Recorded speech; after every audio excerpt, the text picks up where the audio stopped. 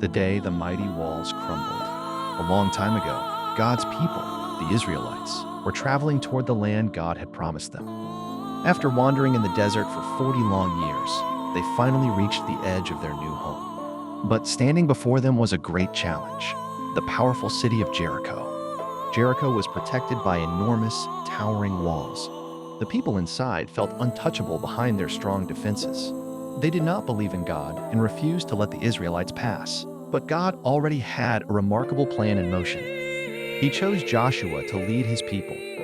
One day, God spoke to Joshua and reassured him, "Do not be afraid. Jericho is already yours. Just do exactly as I instruct." Joshua listened closely. When he shared God's plan with the Israelites, many found it unusual. There would be no swords raised, no ramming at the gates, only marching.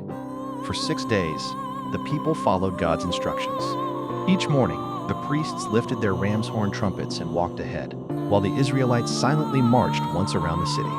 Only the sound of the trumpets echoed through the air. The people of Jericho watched from the walls. Some laughed, others whispered nervously, and many simply had no idea what was happening. But the Israelites trusted God more than anything they could see. On the 7th day, Joshua announced, "Today, we march around the city 7 times. And when I give the command, shout with all your heart."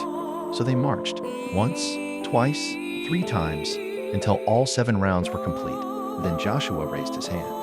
The priests sounded their trumpets with a mighty blast. "Now shout!" Joshua cried. The Israelites let out a powerful shout that filled the sky. At that very moment, an astonishing miracle took place.